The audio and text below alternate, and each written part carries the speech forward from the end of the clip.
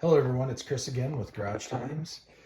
Just doing a follow-up video from my electrical video for the dryer install for the basement washer dryer install that we did. So this is basically just going to cover the washer side of it for the basement and how to plumb that water out of the basement when there's really nowhere else to drain her into when your plumbing's, above your head here. What we did is me and my son-in-law at his place, we ended up putting in this basement sink, and you have to kind of forgive our PEX line running that we did there.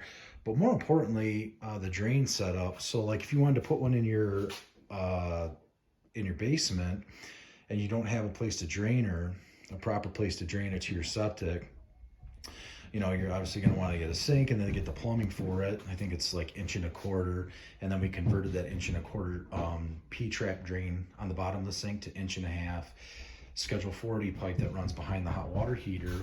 And then we plumb that into this, it's called a basement like utility sump pump style box.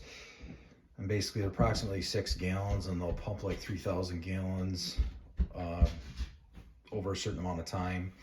But they're very, very useful, very awesome. You're going to put, I don't know, anywhere from 15 to 20 gallons in that, in your sink from your washer. And this pump box is going to pump it right out of your basement for you, off your basement floor. And it's going to pump it up to your septic. And I'll talk about kind of what this all is here. Just to kind of give you an idea, and I'll run down to where all the hookups are just so you guys kind of got an idea. So coming back over here, this utility box, you have to have a vent. So I put this, and really you can go all the way up to the joists if you want and kind of mount that so it's a little sturdy. But this is a vent, this black thing. So I put a vent in there so it would vent properly. And there's a one-way check valve in there. You could also put another check valve in there, but there's a built-in check valve inside the box. So as a safety precaution, you could put in another check valve if you want. So, and the check valve, what I'm referring to is that like you don't have water backing up, like flowing backwards. So let's, for ease of installation, I ended up going with one of these rubber boots, so that I could disconnect that. And there's a rubber boot back there coming from the sink, so I could disconnect that so I could slide it out if I had to work on it real quick. Or my son-in-law, if he wanted to work on it real quick, if we ever had to pull it. And basically your wastewater, then it just climbs up this pipe, it's pushed. And I put we put a little trap up there just to help with that backflow, in case something happened. Just in case. I don't believe you necessarily need it, but that's what we did. We put an extra trap in there, and then we just ran this along here. And you know what? I highly recommend not running like your 1.5 inch plumbing, because this is rated 1.5 inch plumbing. This is typically what you'll use, 1.5 inch.